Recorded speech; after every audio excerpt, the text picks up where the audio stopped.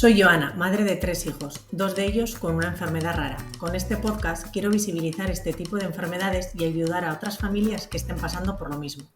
Yo soy Vanessa, madre de 2 niños, y aunque mi situación es totalmente diferente a la de Joana, voy a acompañarla en esta aventura. Juntas queremos mostrar la cara amable de la vida. ¿Te vienes con nosotras? Tenemos alas grandes, azules y moradas.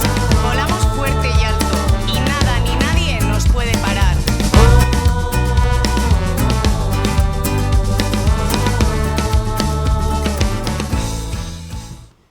Bueno, pues hola, muy buenas. Estamos aquí en un nuevo episodio, contentísimas. Pero antes de empezar quiero agradecer un poquito el episodio anterior que hablamos sobre el autismo.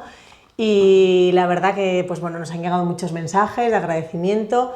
Creo que hemos aprendido todos mucho, yo la primera, muchas cosas que no sabía, y queremos agradecer a todos los que nos ayudaron ese día en el episodio a dar luz un poco más a lo que es el autismo.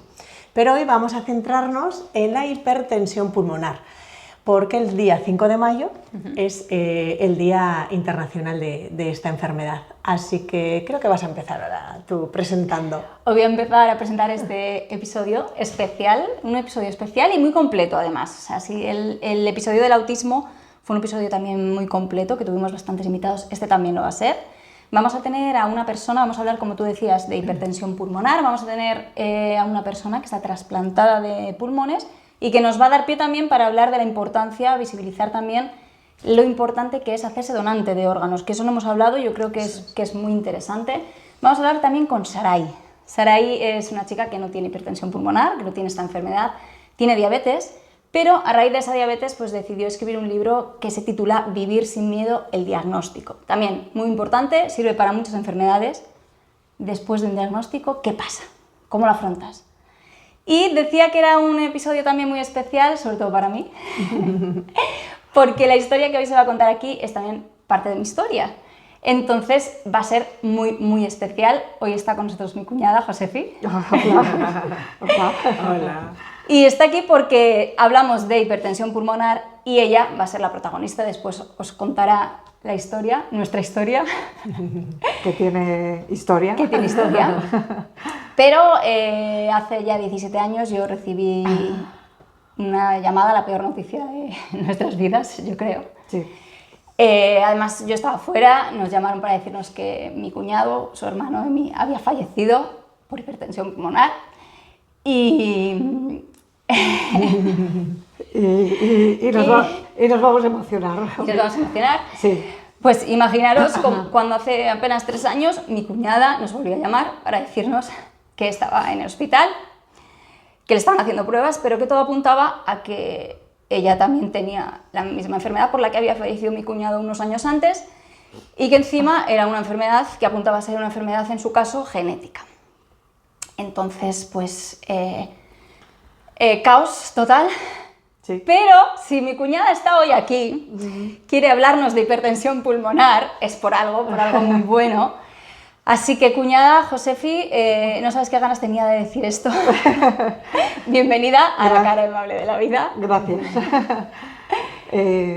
Bueno, pues sí, me ha costado, evidentemente, pero bueno, pues 3 años después, 3 años y medio después de este diagnóstico, pues sigo viva, sigo aquí y ahora estoy en un buen momento para hablarlo. Esto hace 1 año y medio no lo hubiera podido hacer, pero en estos momentos sí. Entonces yo creo que también te lo debía a ti, Vanessa, desde que tenéis este podcast, esta cara amable de la vida, os lo debía y y espero que os guste lo que vamos a tratar aquí y sobre todo eso, lo que has dicho antes, Vanessa, visibilizar las enfermedades raras, todas las enfermedades, pero bueno, sobre todo las raras, de eso me imagino que Joana ya sabes mucho también y para eso estamos aquí. Pues encantadísimas. A la faena. Eso es. Así que igual nos puedes empezar hablando un poquito de lo que es la enfermedad para los que no la conocen, pues que conozcan un poquito más qué es eso. Sí. Pues a ver, la hipertensión pulmonar, lo primero de todo decir que no tiene nada que ver con la hipertensión arterial. porque ya como las dos comparten el nombre de hipertensión, ya dices, bueno, pues hipertensión arterial tampoco es tan grave, ¿no? Pero no, o sea, no tiene nada que ver. Es una enfermedad, hipertensión pulmonar, es una enfermedad rara, es una enfermedad grave, crónica, incurable, progresiva y muchísimas veces invisible. Invisible porque, bueno, pues aparentemente pues estás bien, ¿vale? Hay mucha gente que lleva oxígeno y eso, que es como más visible, pero bueno, es una enfermedad bastante invisible. Y bueno, es una enfermedad que lo que hace es tener la presión alta en las cañerías de los pulmones, en las arterias de los pulmones, en las venas de los pulmones. Entonces, esa presión alta, que depende de qué causa esa presión alta, así será el tipo de hipertensión que tú tengas, ¿vale? Es muy importante definir cuál es la causa que te está provocando esa presión alta para que tener un tratamiento adecuado, para intentar frenar el avance de la enfermedad y bueno, intentar que vivas más años, intentar tener calidad de vida y alargamiento de vida. Entonces vamos a decir que esa presión alta lo que hace es que el corazón, la parte derecha del corazón, que es la que trabaja, para definirlo un poquito mejor, la parte derecha del corazón trabaja para los pulmones y la parte izquierda del corazón trabaja para el resto del cuerpo. Entonces, pues llega sangre al corazón, sangre sucia vamos a decir, vamos a llamarla así, que lo que hace el corazón es bombea esa sangre a través de la parte derecha del corazón al pulmón. El pulmón lo que tiene que hacer es oxigenar esa sangre, oxigena la sangre para llevarlo al ventrículo izquierdo del corazón y como esa sangre ya está limpita, la reparte por todo el cuerpo la desgasta, esa sangre, y otra vez vuelve a la parte derecha, o sea, es el círculo, ¿vale? Entonces, pues claro, cuando esas arterias del pulmón, esas venas del pulmón, se van estrechando, se van poniendo rígidas, esa sangre no puede pasar por ahí. El ventrículo derecho del corazón se va abultando, se va agrandando, se va adaptando, porque no es una enfermedad que de un día para otro salga. O sea, ese ventrículo derecho se va adaptando a su nueva manera de trabajar. Bueno, pues si está más estrechita la arteria, bueno, pero yo trabajo un poquito más. Es un músculo del corazón que se adapta muy bien, ¿vale? Entonces se va adaptando, pero claro, ya llega un punto que la ventrícula dice, no puedo más, hasta aquí he llegado. Entonces ya pide socorro, entonces ya pues o tienes una insuficiencia cardíaca grave, te tienen que tratar y bueno, y cuanto antes llegue ese diagnóstico, antes llegará el tratamiento, antes podrás frenar e incluso podrás revertir ese ventrículo que vuelva un poquito a su forma normal. Es una enfermedad rara. Nosotros hemos hablado aquí mucho de enfermedades raras y siempre lo que tú has dicho, ¿no? Es muy importante el diagnóstico precoz, sí. Y también abogamos mucho por la investigación. Sí. En esta enfermedad, aunque es una enfermedad rara, sí que se ha investigado mucho sobre ella, hay diferentes tipos y yo creo que eso también hace que haya bastantes casos, entonces se ha investigado mucho y se ha avanzado en el tema de tratamientos. ¿Cómo está ahora en la actualidad? ¿Qué tratamientos tenéis las personas con hipertensión pulmonar? O no sé si quieres primero hablar de tipos y luego decirnos tratamientos. Pues a ver, tipos de hipertensión pulmonar, como decía, es dependiendo de la causa que te provoque la hipertensión pulmonar. Entonces hay 5 grupos de hipertensión pulmonar. El grupo número 1, que es el de hipertensión arterial pulmonar, que es a la que yo pertenezco, y dentro de ese grupo número 1, la mía es venoclusiva, que es genética, bueno, ha salido que es genética. Entonces, el segundo grupo es por cardiopatías en el corazón y en la parte izquierda. Es el grupo más numeroso de los 5 grupos que existen Y bueno, pues ahí para que un poco las personas lo entiendan es cuando una persona tiene un infarto, un soplo que no está curado, ¿qué más? Una persona muy mayor, ese tipo.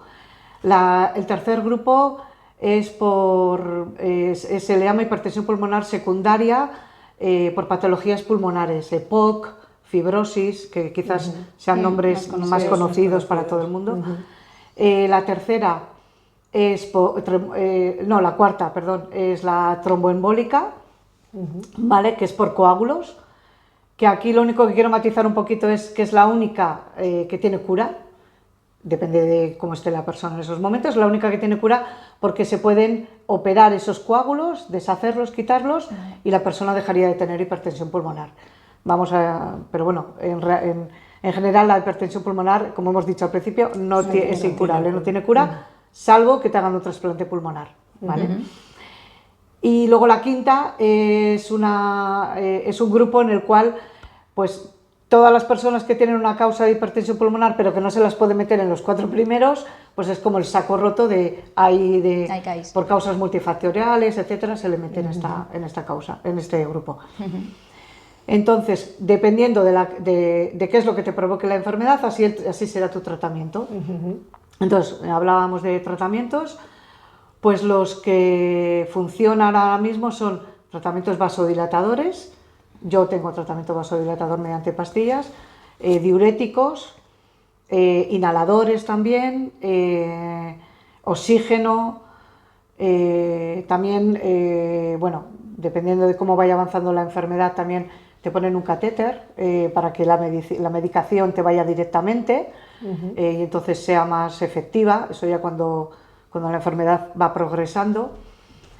Pero lo último, lo que se está... Bueno, yo sé que hay personas de la asociación a la cual pertenezco, que luego podemos hablar de ella, que han empezado este tratamiento desde finales del 2025, ¿vale? Que es el Sotatercept. Que esta es una inyección que se pone cada 21 días, ¿vale? Y lo que hace... han cambiado un poquito como las reglas del juego. Los vasodilatadores lo que hacen es abrirte esas venas de las arterias, esas venas, y este medicamento lo que hace es como entrar dentro de la célula que está haciendo esa célula mala que se cierre, pues entrar dentro para que no lo haga. Entonces en ello va encaminado las investigaciones, por lo que yo he leído, y es lo último que, bueno, se está probando ahora, como digo, hace muy poquito. La importancia, ¿no?, de la investigación, porque estamos hablando, ¿no?, de muchos años cuando falleció tu hermano, sí, que creo que en ese momento apenas se conocía la enfermedad, de ahí, ¿no?, que igual no se pudiese haber hecho nada. Entonces estamos hablando en muy poquito tiempo que se ha estudiado muchísimo. ¿Cuántos casos hay aproximadamente de esta enfermedad? Pues mira, yo lo que he podido leer, o que es para que os hagáis una idea, de hipertensión, voy a hablar de datos de aquí de España, vamos a decir, sí. Porque a nivel mundial yo me perdería. Sí. Aquí en España es una enfermedad rara, como hemos dicho, y habrá diagnosticados de hipertensión pulmonar alrededor de 5.000 y pico personas, ¿vale? Entonces, para acotar un poquito más, de esas 5.000, del grupo número 1, que bueno, es el que a mí más me afecta, claro, el grupo número 1 habrá diagnosticadas entre 500 y 800 personas. Y luego, de esas 500, 800, de mi gen, el que yo tengo, en toda España habrá menos de 100 personas. Dijéramos que es una probabilidad el gen que yo tengo es una probabilidad de 1 entre 1 millón de personas. O sea que es ultra rara, aparte. Sí. Entonces, pues esos son un poquito los datos que ahora se conocen, que yo tengo en mis manos, vamos. Hablábamos de una de las soluciones, por así decirlo, a esta enfermedad, es el trasplante. O sea, cuando la enfermedad avanza, cuando todos esos tratamientos de los que nos has hablado no funcionan, sí, Una de las soluciones es el trasplante. Y al principio hablábamos de eso, ¿no? De la importancia de hacer un alegato a favor de cuando llega el momento de una persona que ha fallecido, ¿qué hacemos con esos órganos? La persona no puede decir, se puede decidir antes, pero la familia puede decidir qué hacer con los órganos que quedan de esa persona que ha fallecido, porque puede salvar muchas vidas. Y hemos querido hablar en este programa, para completarlo un poquito, con Rosa. Ella tenía hipertensión pulmonar, como tú, estuvo con el tratamiento, evolucionó y al final pues, tuvieron que trasplantarla de pulmón, y nos ha contado cómo es su experiencia. Así que, si os parece, la escuchamos y luego seguimos hablando. ¿Vale? Perfecto. Hola, buenos días. Hola, muy buena, Rosa. Muchísimas gracias por atendernos. Estamos hablando de hipertensión pulmonar. Josefía nos ha explicado un poco qué es esa enfermedad y tú también la conoces muy de cerca, también desde otro punto de vista. Entonces, nos gustaría que nos contaras un poco tu historia, cómo evolucionó en ti la hipertensión pulmonar y también tu experiencia con el trasplante que tuviste que llegar. Rosa, muchísimas gracias por estar aquí hoy. Muy bien. Pues gracias a vosotras y gracias por darme esta oportunidad y poder intentar ayudar a otros pacientes a que conozcan un poco más y se pierdan miedo al trasplante, que también es importante. Igual nos cuentas un poquito primero cómo llegaste a ese diagnóstico de la enfermedad. Sí, pues mira, yo empecé con hipertensión pulmonar, pero no diagnosticada desde el 81. Fue un año en que hubo en España el envenenamiento del aceite de colza y bueno, y mi familia, como muchas más, pues fuimos afectados. Yo la verdad es que fue en un grado mayor que el resto de mi familia, porque a partir de ahí desarrollé hipertensión pulmonar, que no se me diagnosticó hasta el 2003, desde el año 81, a pesar de haber recorrido cantidad de centros de salud y hospitales, de hacerme todo tipo de pruebas, pues hasta que no llegué al Hospital 12 de Octubre, a una unidad que sigue habiendo allí del síndrome tóxico, de las pocas que quedan en España, la verdad, porque se han ido cerrando. Ellos fueron los que me diagnosticaron el- la hipertensión pulmonar y de ahí me derivaron a la unidad que hay en el 12 de octubre.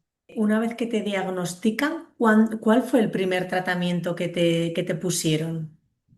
Primer tratamiento que me pusieron y bueno, y no había más opción porque era el único. Yo te hablo del 2003, hace 23 años, cuando yo empecé con mi diagnóstico, solo había un tratamiento de pastillas y era la única opción que tenías entonces, aparte de decirte que, bueno, que la esperanza de vida era de unos 3 a 5 años. La esperanza de vida te daban 5 años, pero después sí que teníais una opción, la opción del trasplante, que es lo que pasó en tu caso. ¿Cuánto tiempo pasó desde que te diagnosticaron hasta que te dijeron hay que trasplantar? Por suerte, hasta el 2020 que a mí me perdón, me trasplantaron. Desde el 2003 pasaron 17 años, con lo cual, gracias a Dios, no se cumplió el pronóstico, aparte de que es verdad que en esos años fueron surgiendo otros tratamientos que los pacientes tuvimos que entrar en estudios, o sea, someternos a estudios y a pruebas de unas medicaciones inciertas que no sabían si iban a funcionar exactamente para nuestra patología, pero que era la única forma de ir ampliando pues esos tratamientos y tener más opciones. Era difícil porque aparte de que eran tratamientos que no sabías si te daban placebo o no, porque eran estudios, tampoco se sabían los efectos secundarios que tenían y normalmente eran bastante agresivos. Yo hasta el 2020 que se terminaron, porque es verdad que yo pasé desde el 3 hasta el 2020, en esos 17 años, sí tuve varios tratamientos, tanto, como he dicho antes, de pastillas, tratamientos inhalados, había distintas formas, tratamientos de la medicación subcutánea y tratamientos, el mío fue de una bomba de una bomba que tenía que llevar 24 horas directamente con un catéter a mi corazón. Entonces eran tratamientos muy difíciles de llevar. Y cuando ya todo eso no funciona, que fue mi caso, entonces cuando te plantean que tenemos, gracias a Dios, tenemos una opción, porque bueno, es verdad que en otras enfermedades no hay, tienes tus tratamientos y ya está, pero aquí tenemos la opción del trasplante. ¿Cómo fue ese momento en el que te plantean, ¿no? Pues dicen, bueno, hemos llegado hasta este punto y te plantean el trasplante. ¿Cómo lo afrontaste en ese momento? Pues la verdad es que bastante difícil. Es difícil porque, aunque los tratamientos, yo muchas veces decía que eran como una tortura, porque eran muy complicados en el sentido de que tenían muchos efectos secundarios. O sea, tenían muchos dolores musculares, a veces dolores de cabeza, pero en un nivel, no un dolor de cabeza normal que se te pueda tratar con un simple analgésico. Pero bueno, no era algo tan invasivo y no era algo decir a vida o muerte. O sea, es verdad que tienes esa opción, pero también es verdad que ellos te cuentan todo lo malo que te puede pasar. Todo lo bueno, evidentemente, porque estás Ujú, aquí, pero todo lo malo que te puede pasar, que eso no puede que puede no salir bien. Entonces, para afrontarlo, sí es verdad que en el 12 tienen, pues eso, muchos terapeutas, psicólogos, psiquiatras y están muy volcados en ello y yo tuve que hacer una terapia de grupo antes con gente que estaba preparándose para el trasplante y bueno, y te ayudaban a afrontarlo, a llevarlo mejor. La verdad es que el trasplante da un poquito de miedo. Yo en mi caso, yo sentí miedo, pero sí es verdad que sí te sientes muy arropada, muy arropada por todo el equipo médico, que si puedo,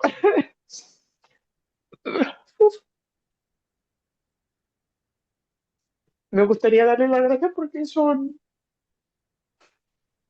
maravillosos, te acompañan y te ayudan de verdad, de una manera en que yo creo que no hubiera podido hacerlo sin ellos. Uf. Entonces sí es verdad que yo quería poner un punto positivo en esto y decir a todos los pacientes de hipertensión que no piensen en él como algo malo, al contrario, que piensen que es su oportunidad de seguir aquí. Ese trasplante te salvó la vida. Te la salvó y también te cambiaría, ¿no? Porque dejaste de tener hipertensión pulmonar, pero también fue un punto y aparte, ¿no? Empezaste a ser una persona trasplantada, que eso Sí, también conllevará sus riesgos, tendrás otro tipo de tratamientos. ¿Cómo claro. cambió la vida a partir del trasplante? Es verdad que a nivel calidad de vida es como del día y la noche. O sea, porque cuando estás con hipertensión pulmonar, incluso en muchos casos, como fue el mío, llevaba oxígeno 24 horas, la verdad es que te limitaba mucho tener que estar cargando con algo todo el día, que muchas veces pesaba más, te costaba más que arrastrar tu propio cuerpo y decías, bueno, pero si me suman pesos y yo lo que no puedo es conmigo misma, entonces era complicado. Y los tratamientos ahora, evidentemente la calidad de vida no tiene nada que ver, porque si es verdad que tienes otra autonomía, te sientes como más libre, puedes hacer cosas que antes no podías hacer, pero sí son unos tratamientos que tienen bastantes, claro, todo tiene su precio, nada es gratis y tiene muchas consecuencias, muchos efectos secundarios y afectan a muchos órganos. Nuestro principal punto débil es el riñón. El riñón, ya en la hipertensión pulmonar se puede ver afectado, pero en el trasplante, el 80% de los pacientes tienen muchos problemas con los riñones y algunos incluso tienen que terminar haciendo un trasplante de riñón. Pero en cuanto a calidad de vida, tú has notado, aunque sea pequeña mejoría. Hombre, vamos a ver, si yo te digo que la calidad de vida no tiene nada que ver, evidentemente, en ese aspecto. es totalmente distinto. Tú tienes una independencia, no dependes. Yo antes dependía siempre de alguien que me acompañara, no me atrevía a ir sola, porque me pedía conocimiento. O sea, ahora, pues sí, puedo salir, puedo andar, sin pensar que hay una cuesta ahí que es como si subieras al Himalaya y no sabes eh, cómo vas a poder responder ante ello. O sea, tienes una tranquilidad y una calidad de vida pues mucho mejor. Evidentemente no tiene nada que ver con todos los contras que tiene, pues merece la pena, evidentemente. Rosa, me surge a mí también una duda, porque hacemos mucho Sí. hincapié, ¿no? Fíjate la importancia del donar órganos para dar vida, ¿no? Para, pues bueno, con el tema del trasplante. ¿Cómo fue? Porque me imagino que esto, como en todo, hay una lista de espera, son cosas complejas, tienen que Ujú. ser compatibles. No sé si nos podrías contar un poquito esto y así también animar a la gente, ¿no? A la importancia que es también el donar órganos. La verdad es que he hablado de nuestros médicos, que para mí son dioses, porque es que son capaces de hacer unas cosas, tenerte en un quirófano 13 horas, haciéndote como, yo digo, un montón de historias para que luego vuelvas otra vez a vivir. Eso para mí es, vamos, es increíble, pero sí es verdad que si no hubiera donantes, eso no sería posible. Entonces, la función de donantes es fundamental, que las personas seamos conscientes del bien que podemos hacer, que el dar la vida a otra persona, la verdad que eso es algo muy importante que no nos planteamos hasta que no nos pasa y lo vemos de cerca. Y la verdad es que súper agradecida a toda esa gente que sí es donante. Y ojalá sean muchos más. Tenerlo en cuenta, pues eso, con espacios como este, que la gente se conciencie y diga, ¿cómo puedo hacer? ¿No? Pues que pregunten en sus centros de salud, que miren en Claro, sus carpetas últimas voluntades, cómo pueden hacerlo, cómo pueden hacerse donantes, o incluso informar también a la familia, oye, pues yo cuando fallezca, si fallezco de tal manera, a mí donar mis órganos, porque muchas veces igual le damos la responsabilidad a un familiar que no tiene por qué decidir por nosotros. Pero si nosotros lo abrimos, ¿no? Igual que decimos, pues yo cuando me muera quiero que me entierren aquí o que tiren mis cenizas aquí. Pues sí, eso sí, sí. también deberíamos Sería tenerlo otra. presente y decir, mis órganos, si sirven, los regalo. Eso qué bonito y qué generoso el último acto de Sí. vida, ¿no? Que es darle vida a otras personas, como por ejemplo a ti, Rosa, ¿no? Es algo tan bonito. Y yo, la verdad es que hasta ese momento, de verdad que muchas veces es que no lo piensas. Es importante que se haya estos espacios y esta información para que la gente se dé cuenta, Ujú. porque lo pasamos por alto y nos parece que es algo tan normal. Y lo que no había contestado yo, Ana, que me preguntaba antes el tiempo y todo eso, es que lo de un trasplante no es tan sencillo como decir, ah, no, yo es que me voy a trasplantar, pues ahora es como irme a comprar unos zapatos, voy y me pongo. No, es que tienen que tener tantas cosas, o sea, es todo tan minucioso, tan. Yo tuve que estar 22 meses esperando porque tengo o sea, mi capacidad, vamos, mi tórax es pequeño, entonces yo necesitaba unos pulmones, o sea, esto es a medida, o sea, de Sí, esa sí. medida, no puede ser ni más grande ni más, tienen que ser justo esos. Entonces, claro, también es verdad que cuando tú estás en una situación límite, o sea, cuando llegas ya muy malita, yo me consideraba que estaba muy malita, evidentemente también, pero hay personas que es cuestión de vida o muerte, o sea, que es cuestión de semanas, de días y tienen, o sea, hay una lista prioritaria y evidentemente según sea tu situación, también eso hace que tardes más o menos tiempo, ¿sabes? Que no es decir, es que ahí me dejan y ya está, no, no, ellos tienen en cuenta muchas cosas y la verdad es que, bueno, yo pude esperar pero hay gente que no puede esperar. Hay gente que no puede esperar y también quería decir una cosa que eso sí, a veces pasa que a veces el trasplante no llega a la primera. O sea, a ti tienes que estar, pues si la gente no lo sabe, que a lo mejor es algo que desconocemos, los pacientes tienen que estar como a una hora, como mucho, de su hospital de referencia, porque ese órgano tiene un tiempo de vida. Si Ujú. no, no se puede utilizar. Entonces, te llaman y tú en menos de una hora tienes que estar en el hospital para que ellos realicen todas las pruebas pertinentes porque aún así, aunque el órgano llegue y aparentemente llegue bien, ellos hacen todo un tipo de estudios para ver que ese órgano evidentemente va a dar un resultado, o sea, que no va a ser que te lo van a poner y a los 6 meses vas a estar mal, con problemas. De Ujú. hecho, a mí fue la segunda vez que me llamaron.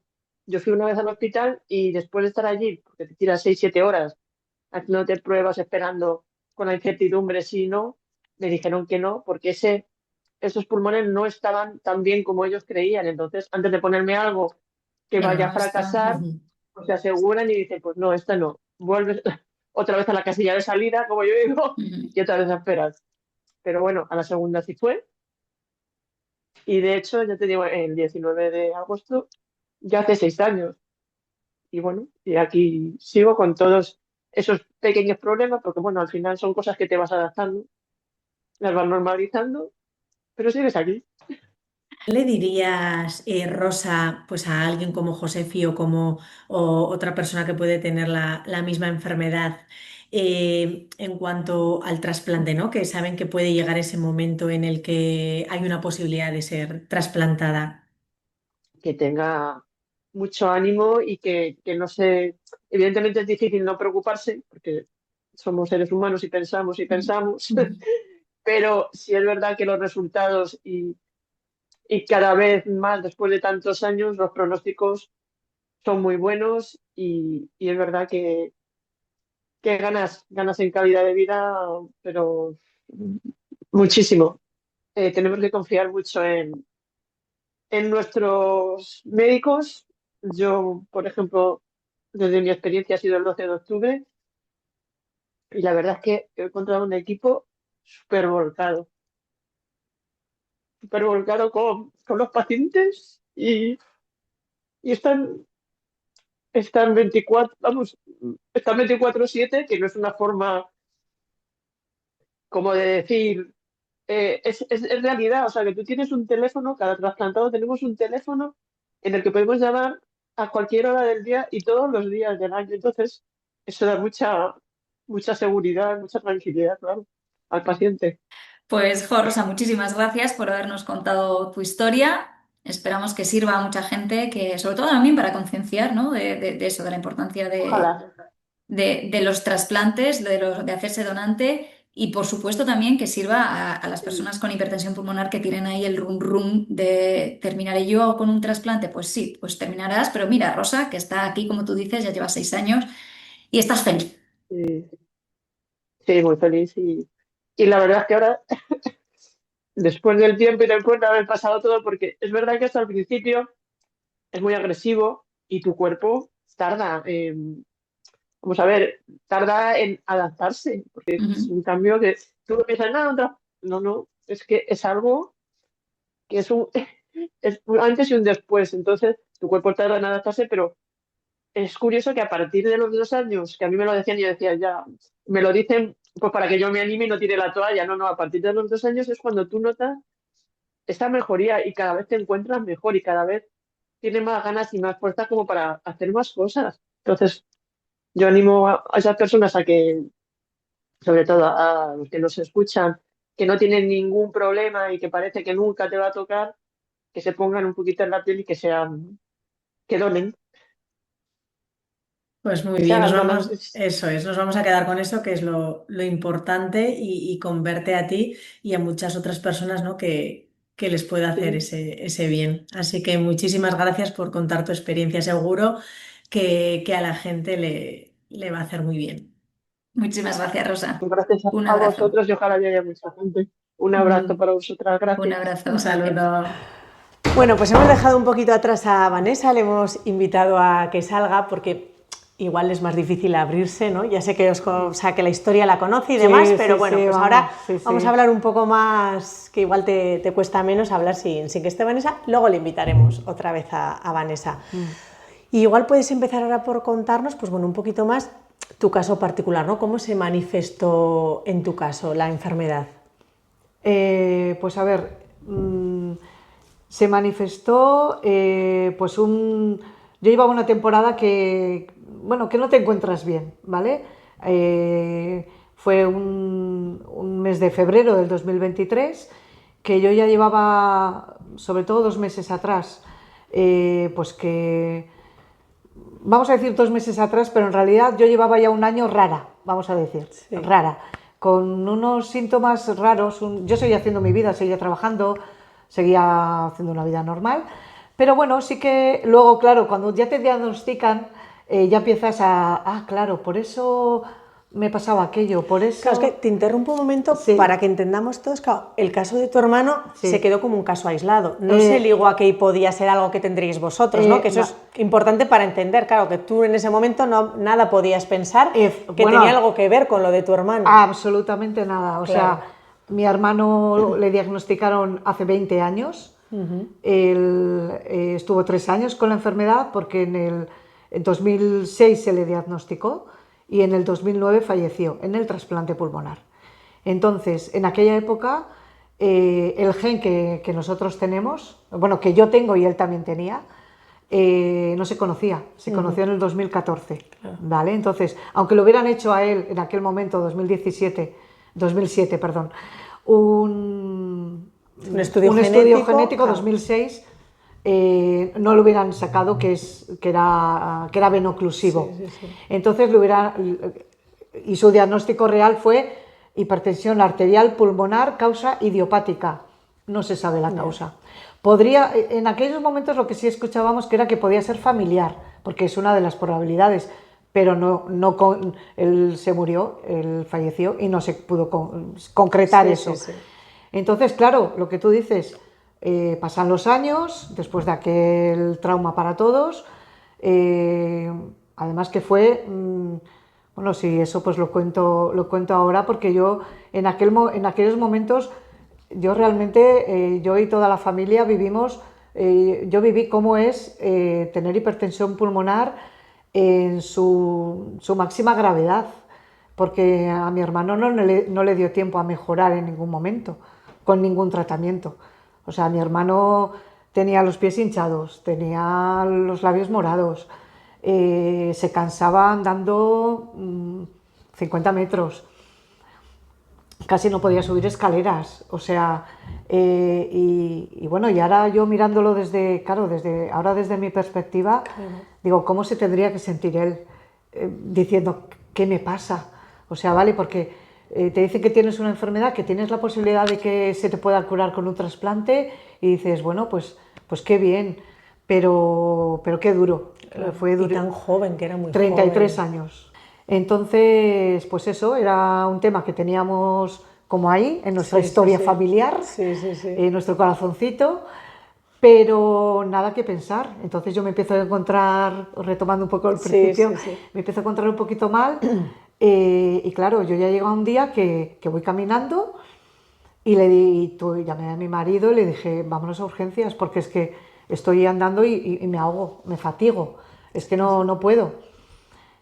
Entonces fuimos a urgencias, y nada, pues en lo que entré en urgencias me hicieron un ecocardiograma, vieron que mi ventrículo derecho estaba súper dilatado y vieron en mi historial, que ya, claro, historial familiar, hermano fallecido por hipertensión pulmonar.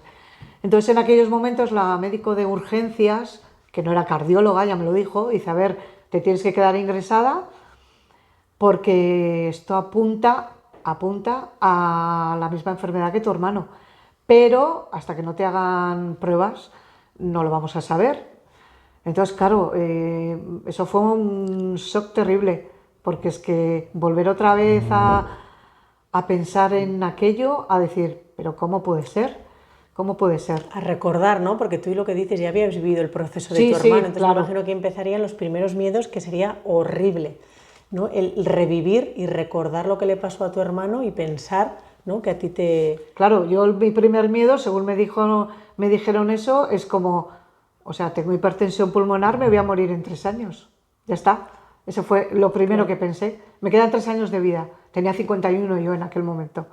O sea, es como 51 para 52. Es como, ya está, ya se ha terminado todo, ya no puedo hacer nada. Ya mi suerte está echada.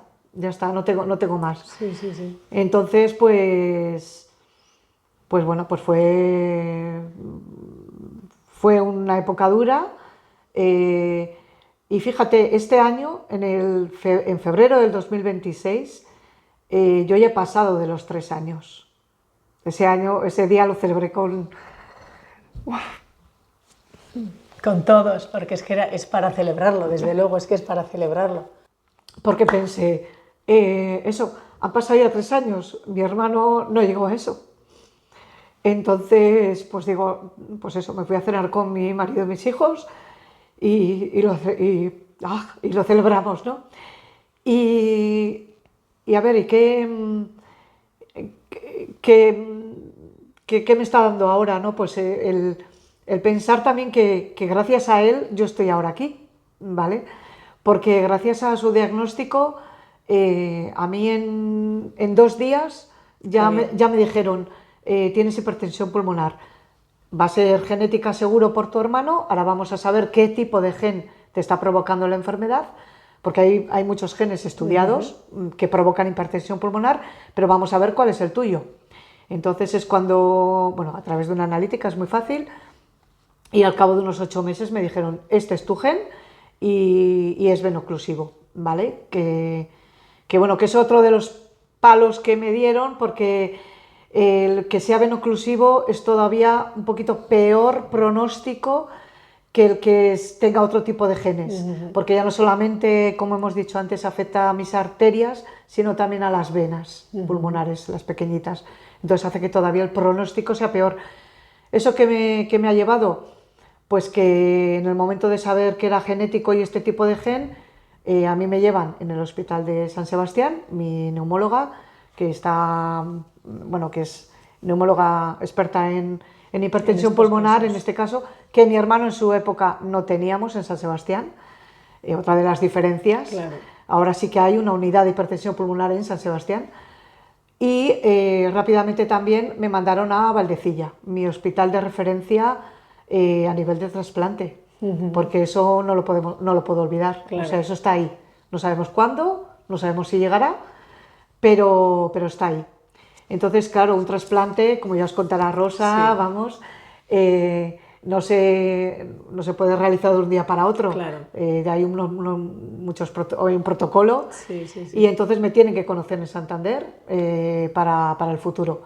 Y entonces, pues en eso estoy. Bueno, estábamos hablando, ¿no? Pues cómo ha avanzado la investigación en poquito tiempo. En el Sí. caso de tu hermano, cuando se le diagnosticó, no se conocía ni siquiera el gen, ¿no? Sí, Por eso no no. se sabía que era algo genético. Sí. ¿Cómo comienza y por qué se investiga ese gen concretamente?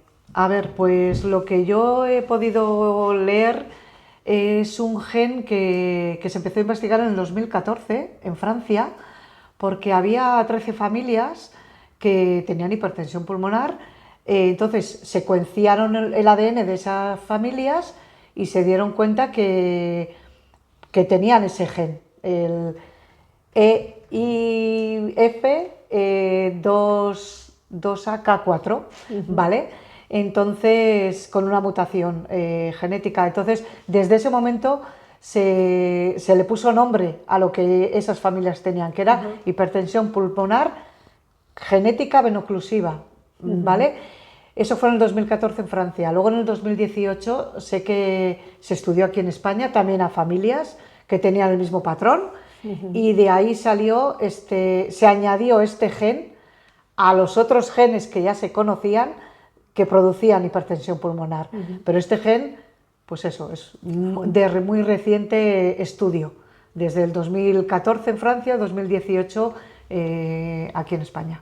Y antes de eso, claro, me imagino que sí que, como dices, ¿no? Ya la suerte de tener ahí un diagnóstico muy rápido, que es lo Sí. que decíamos que era muy importante, y que en este caso ya había algún tratamiento, ¿no? O sea, una vez que tú ya eres diagnosticada, ya empiezas con un tratamiento, ya existía algo para mejorar la calidad de vida. A ver, tratamiento para la hipertensión pulmonar venoclusiva como la mía, no hay, porque encima somos tan poquitos que no hay. O lo que hay no suele funcionar. Por eso te he comentado antes que es de peor pronóstico, ¿vale? Porque no suele funcionar. Sí. Entonces, lo que van haciendo es probando. Pues yo, por ejemplo, mi tratamiento ahora es con vasodilatadores y con diuréticos. yo llevo 3 años con este tratamiento y de momento estoy estable. Mi ventrículo derecho ha vuelto a la normalidad, porque yo llegué de urgencias en hipertensión pulmonar cuando hay como 3 semáforos: el semáforo verde, el semáforo naranja y el semáforo rojo. Depende de en qué fase se encuentre tu enfermedad. Sí, sí, sí. ¿No? Entonces, yo llegué a urgencias con un semáforo naranja-rojo. Entonces, y ahora mismo estoy en un semáforo verde. Entonces, hemos conseguido revertir, que en muchos casos no se puede conseguir, pero yo he conseguido revertir y estoy estable.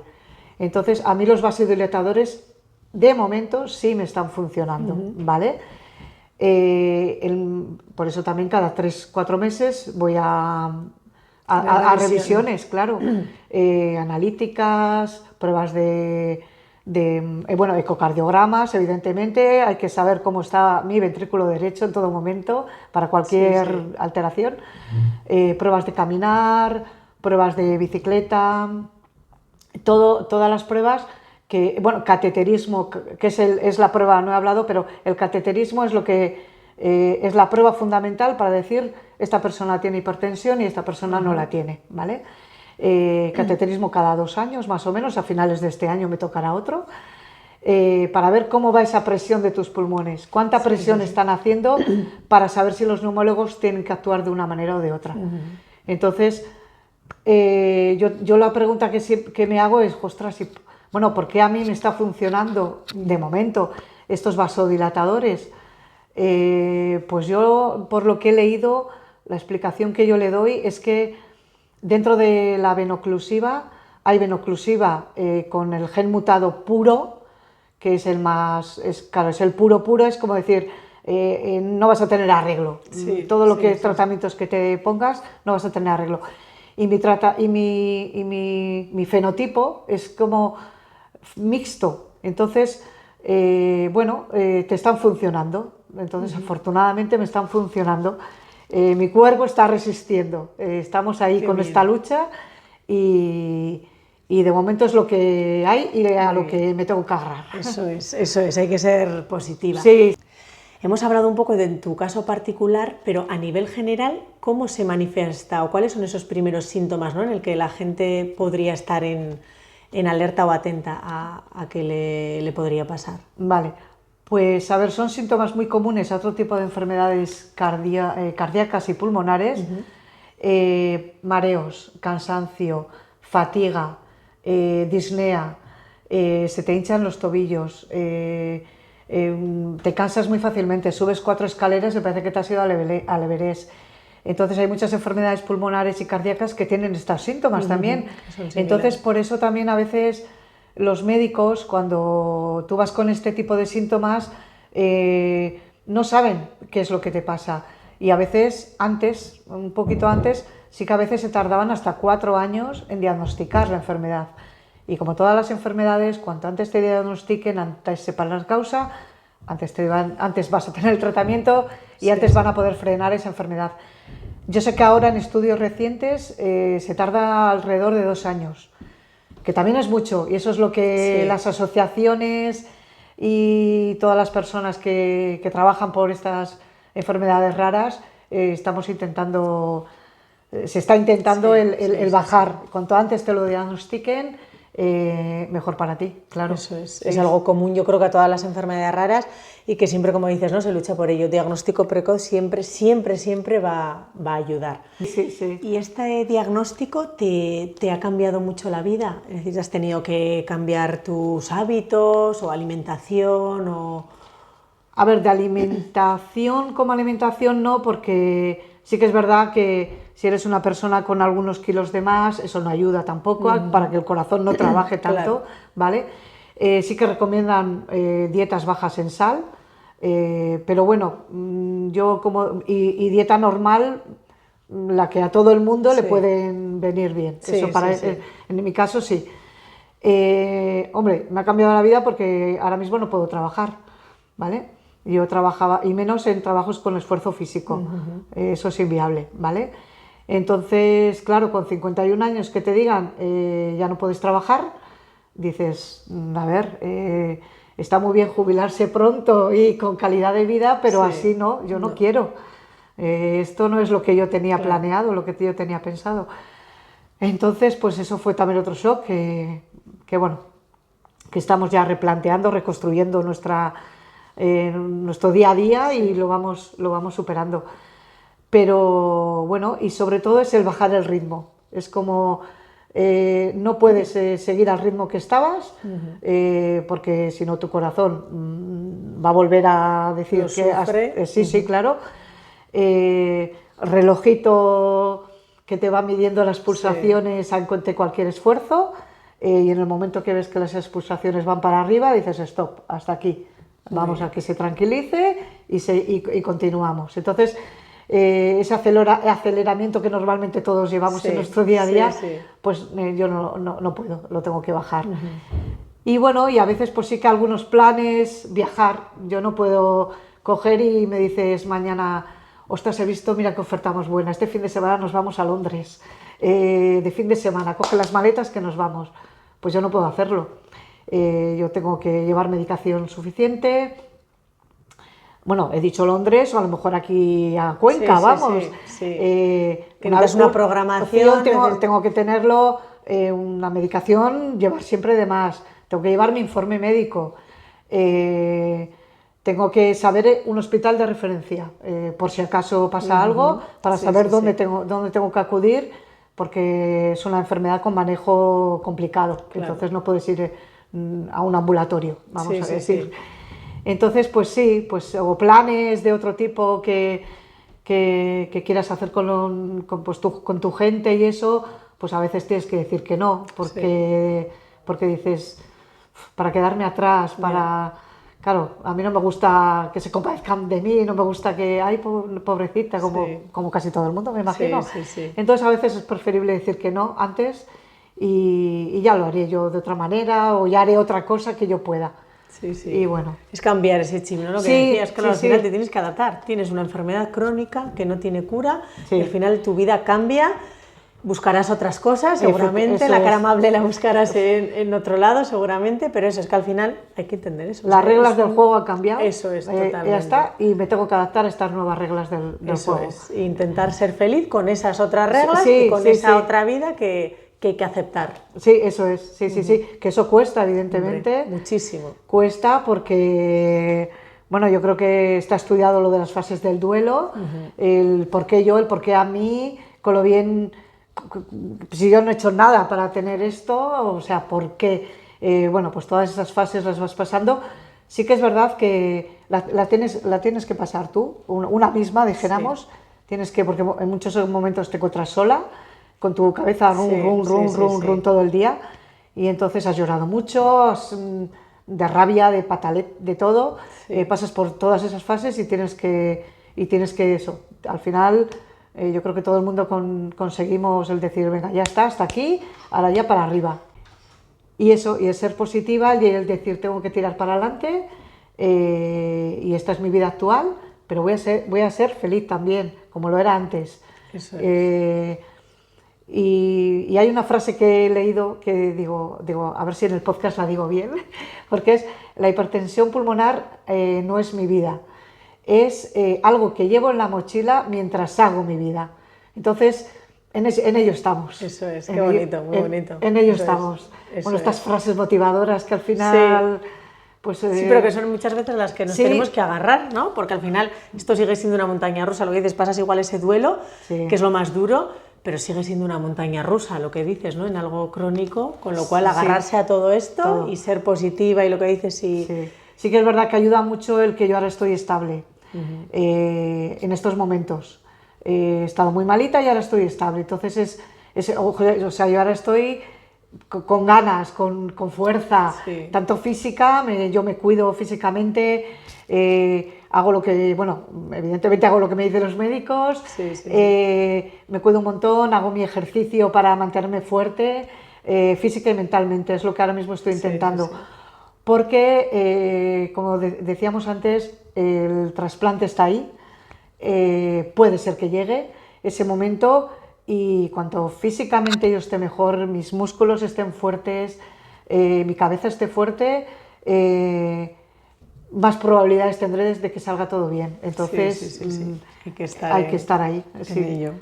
Así que mil gracias por haberte abierto así. Yo creo que igual ya podemos invitar a Vanessa a que vuelva Vale. con nosotras y seguimos. Sí. Pero yo encantada de que nos hayas contado, pues bueno, la historia desde dentro, que sé que es dura, porque Sí. al final uno mismo, el contarla, el llegar a este punto, pues es difícil, pero que es que además yo creo que puede ayudar a mucha gente. Así que... No, gracias a vosotras y bueno, y este podcast tan bonito que tenéis y sí que es verdad que cuando yo escuché os escuché por primera vez y Vanessa, bueno, pues nos comentó a la familia la frase de la cara amable de la vida, con cosas como nos pasan a veces. Y yo estaba en aquel momento diciendo, qué cara amable de la vida. Ya. Pero si es una No sabías dónde buscarla, ¿no? Si es una mierda lo que muchas veces se vive, ¿no?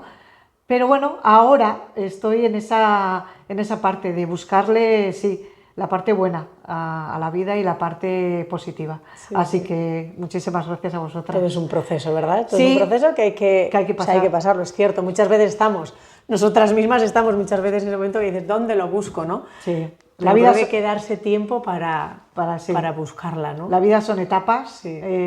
y hay que pasarlas. Eso y es. lo bonito es pues buscar en cada etapa lo que a uno le haga feliz. Eso y ya está. Eso es importantísimo, importantísimo. Pues vamos a invitar otra vez a Vanessa. Vanessa, ya te dejamos que entres otra vez por aquí. Bueno, ¿qué tal? ¿A gusto? Sí, A gusto, ¿no? Muy bien. Sí, muy a gusto. Vale, muy a quería gusto. dejarlas ahí un poquito para que, bueno, yo creía que hay cosas que mejor pues hablarlas solo con Joana para que te abrieras un poco más. Sí. Pero sí que me apetecía volver para presentar a la próxima invitada que tenemos en este episodio. Ella es Sarai. Sarai ha escrito un libro porque mi cuñada, yo creo que lo que más le costó al principio, luego escucharé lo que habéis dicho, pero lo que más le costó al principio fue aceptar Sí. que tenía una enfermedad, aceptar el diagnóstico. Entonces, Sarai, cuando a ella le diagnosticaron diabetes tipo 1, lo que hizo al tiempo pues, fue escribir un libro que es Vivir sin miedo, el diagnóstico, donde pues, cuenta su historia y también da algunas pautas de cómo empezar una nueva vida después de un diagnóstico de cualquier enfermedad.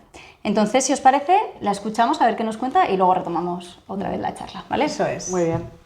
Hola chicas, primero quería pediros perdón por no estar ahí con vosotras en directo, la verdad que me da muchísima pena, pero estamos en abril, Feria del Libro y bueno, pues tengo la suerte de poder ir a varias ferias y no he podido estar allí con vosotras en directo, pero estamos aquí. No pasa nada, tranquila, Sarai. Lo importante es que estás aquí para contarnos tu historia, que es lo que queremos que llegue.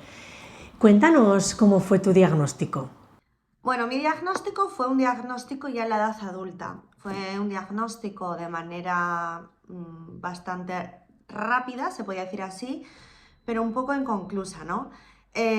Cuando yo tenía ciertos de síntomas de diabetes tipo 1 y se lo comenté a mi matrona,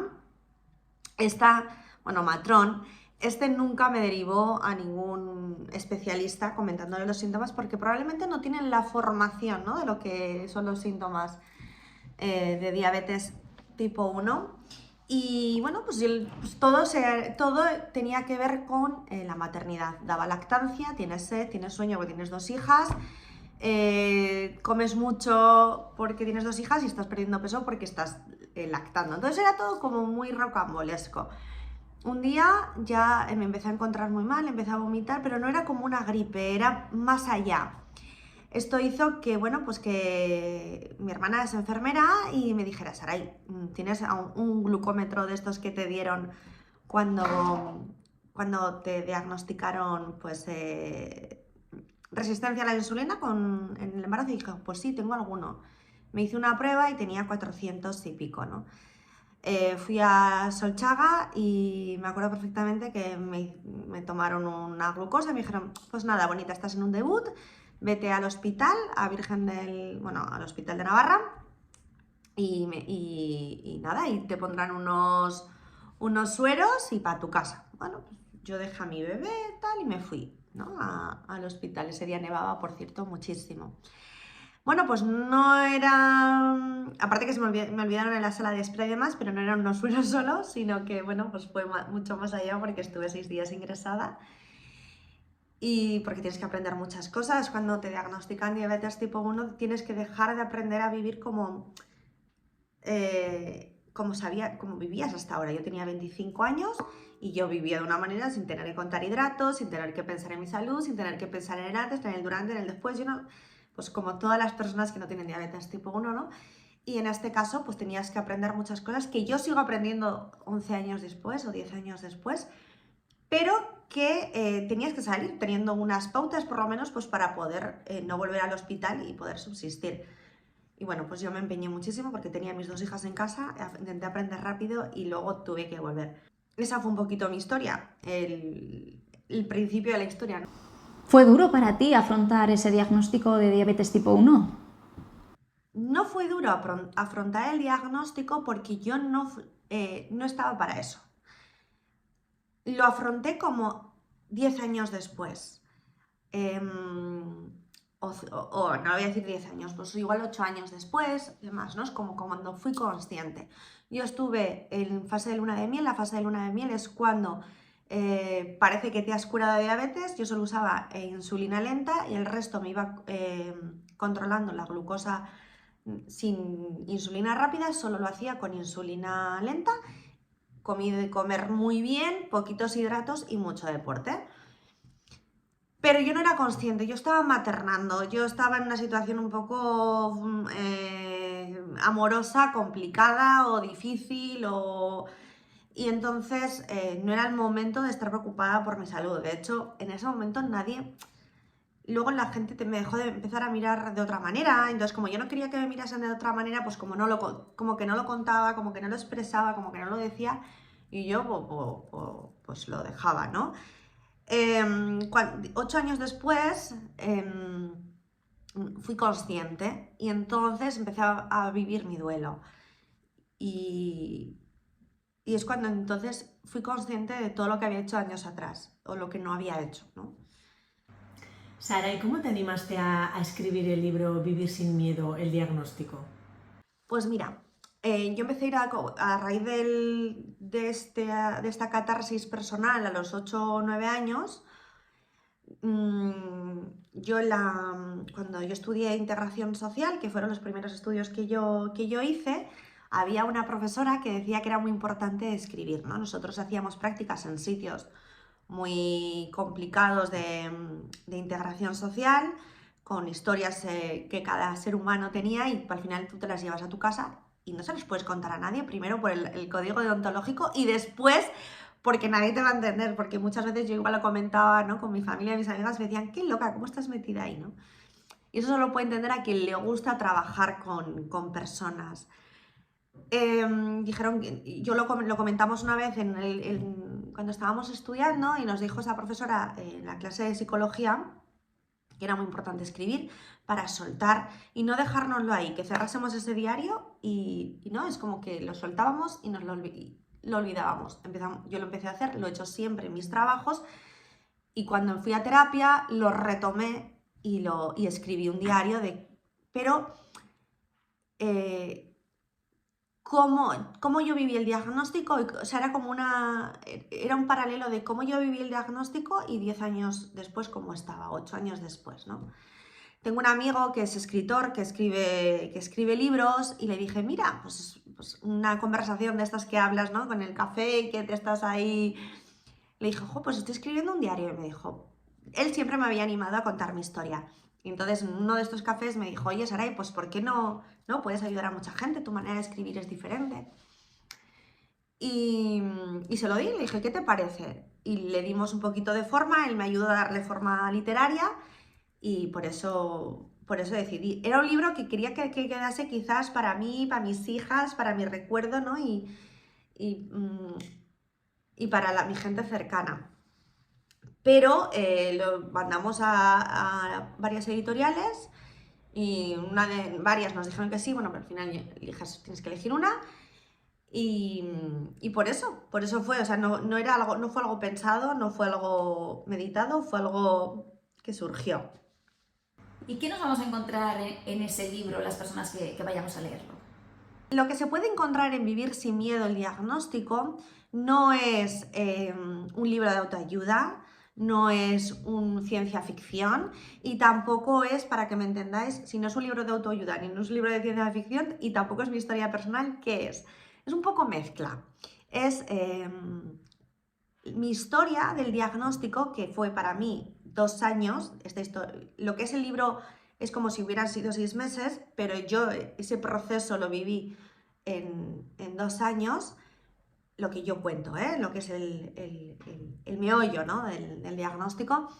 Y es las cartas, está como novelado, de esas cartas, como si la Sarai del 2015 recibiera las cartas de Sarai del 2025 contándole cómo va a estar dentro de 10 años, ¿no? Que son muchas preguntas que yo me hacía cuando tuve el diagnóstico. ¿Cómo voy a ser? ¿Cómo voy a estar? ¿Voy a poder hacer esto? ¿Voy a poder comer? ¿Voy a poder hacer deporte? ¿Voy a poder conocer a mis hijas, a mis nietas? Porque lo primero, cuando te dan un diagnóstico, siempre la gente tiene el don de decirte lo malo que conoce de ese diagnóstico. Porque yo conozco una abuela que a mi abuela le cortaron una pierna, yo conozco a no sé quién, que no sé qué. Nadie te dice, vas a estar bien. Porque sí, vas a estar bien. Y nadie lo cuenta. Generalmente no, esto es como cuando te quedas embarazada y, oh, ya verás que no vas a dormir, que no sé qué. Bueno, pues tendemos la sociedad a ver lo negativo y no expresar lo positivo. Y yo era lo que me hubiera gustado que me dijeran, ¿no? Que iba a estar bien y que dentro de 10 años iba a vivir la vida muy, muy bien y que va a estar maravillosamente. ¿Qué consejo les darías a esas personas que tienen que hacer un cambio o afrontar un cambio tan importante tras un diagnóstico?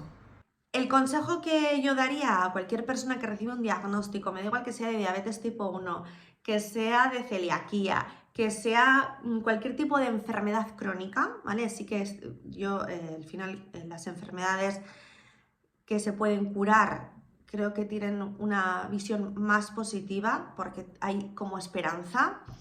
La crónica es aprender a vivir con ello, es para toda la vida, bueno, para toda tu vida. Por sí solas probablemente no te maten, pero pueden hacer, si no la cuidas bien o no la tratas bien o no tienes que estar revisado, puedes que esa propia enfermedad te anime a hacer a otras cosas a que puedas morirte. O sea, eso es así, es crudo.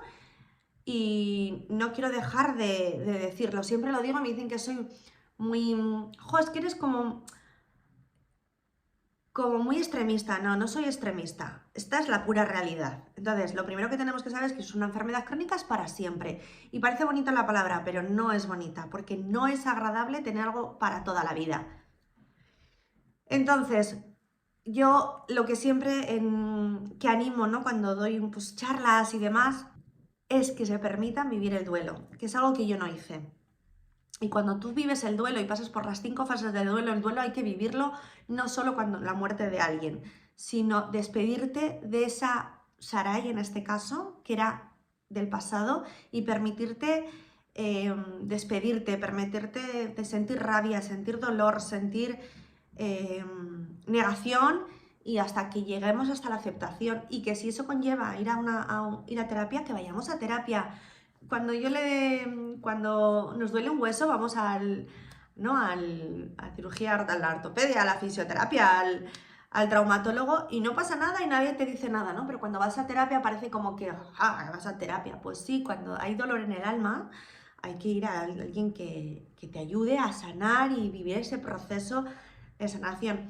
Entonces es importante vivir el duelo y vivir el proceso de sanación y de la aceptación, porque cuando llegas a ese punto ves la enfermedad desde otro prisma y entonces empiezas a ver oportunidades.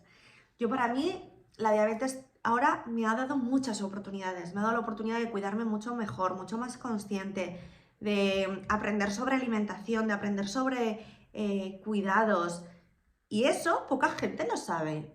Y me ha dado la oportunidad de vivir cada día, porque hoy estoy aquí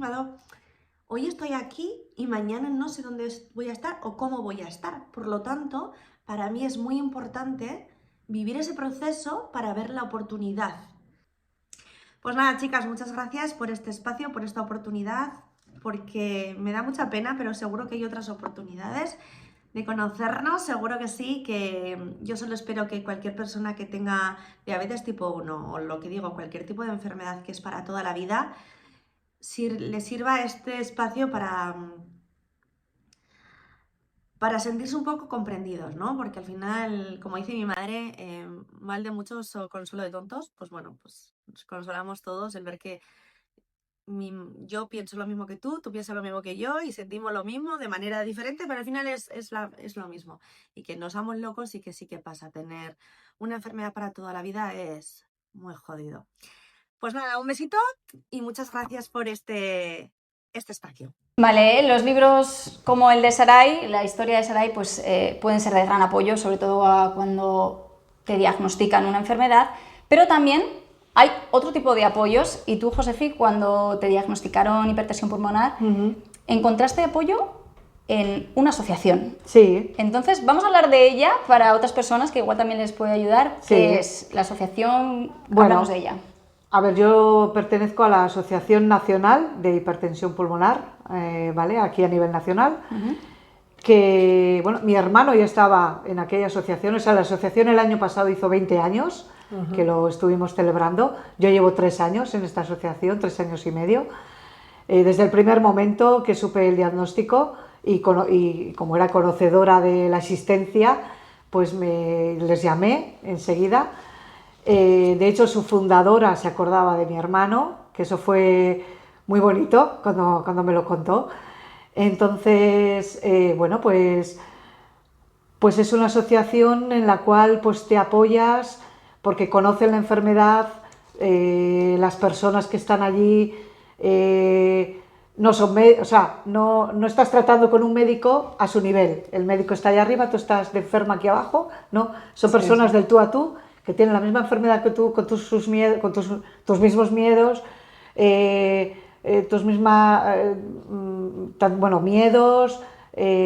tu misma preocupaciones que te ayudan un montón, grupos de apoyo que tenemos de WhatsApp, pues para eso, oye, dentro de la asociación evidentemente están representados los 5 grupos de hipertensión pulmonar, ¿vale?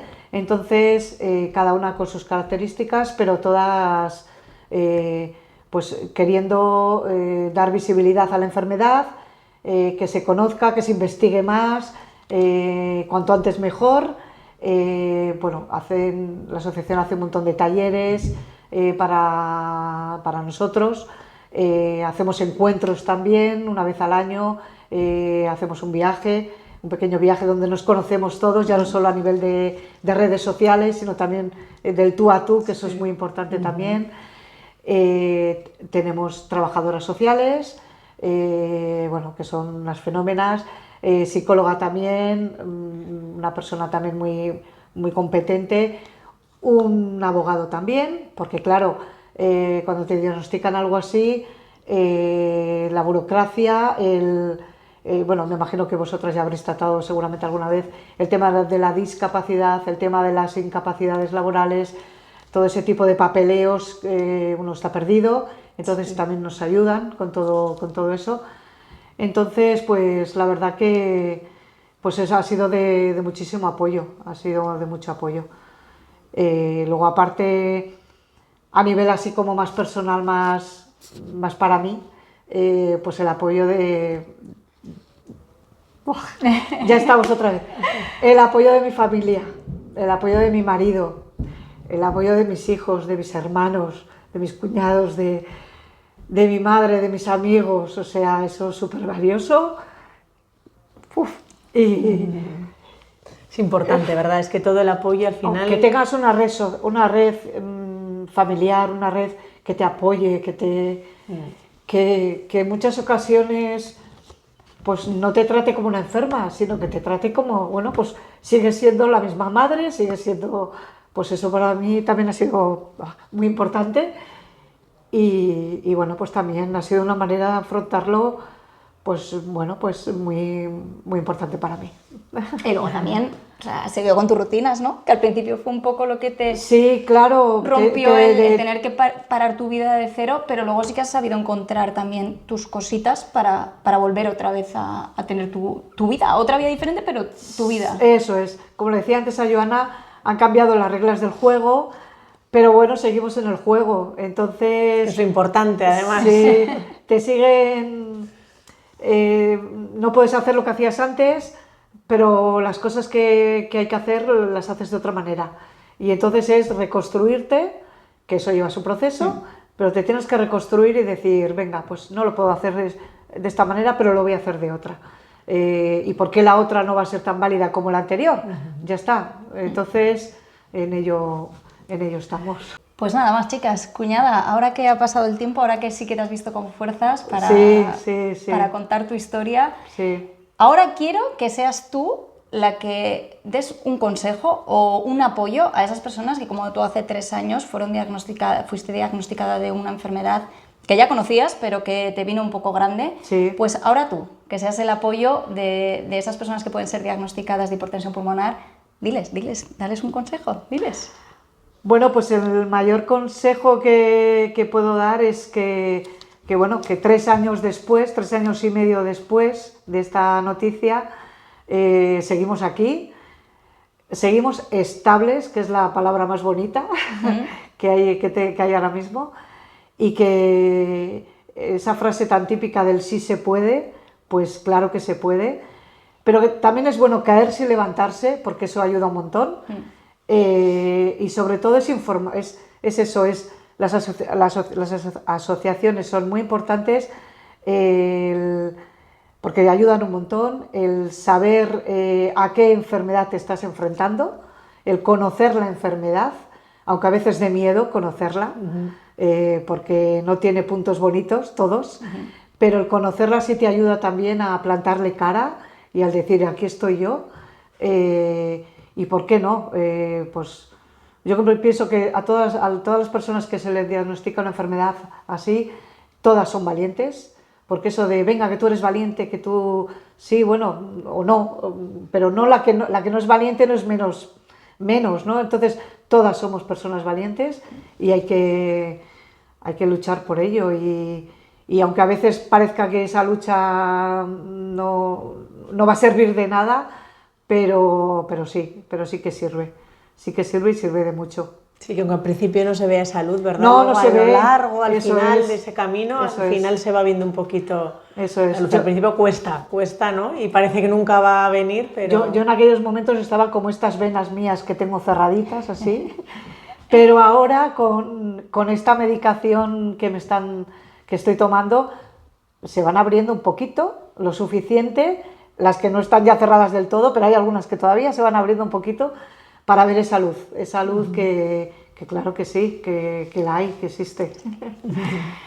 Pues nada, fin de este episodio tan especial, el 5 de mayo, recordamos, Sí. Día de la Hipertensión Pulmonar, y vamos a utilizar pues para hablar de esta enfermedad, Para que se visibilizar, conozca, visibilizar, para ayudar a los que lo necesiten. ponernos pulseritas para Sí. que la vea todo el mundo y pregunte Eso qué es es. esto, pues hipertensión pulmonar, una Además- enfermedad de la que hay que hablar. Además, solo recordar que el 5 de mayo, por muchas,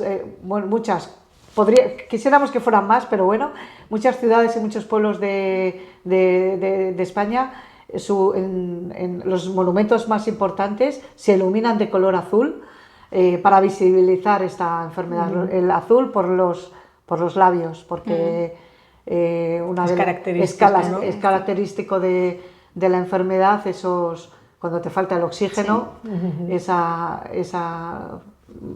color azul de los labios. Así Pues que muy bien, animamos también a los ayuntamientos que quieran que Eso ese es. día 5 de mayo se visibilice con el color azul. Muchísimas gracias. Alegato también a favor de los trasplantes, a favor Eso es. de las donaciones de órganos. Sí, importantísimo, que muchas veces igual por dejadez o porque se nos, pues bueno, es algo, ya lo haré, creo que es algo súper importante para todos, para todo tipo de personas, niños, adultos, al final es vida. Pues muchas veces estamos en el dolor en ese momento, igual no se te ocurre, pero tenemos que pensar que puede dar vida a muchas otras personas. Pues nada, muchas gracias, cuñada. Encantadísima. Muchas gracias, Joana. A vosotras de verdad. Y volvemos de corazón. a vernos pronto y a vosotros también en el próximo episodio de La cara amable de la vida, que ya vamos a grabar dentro de muy poquito. Así que estar pendientes. Hasta la próxima. Hasta luego.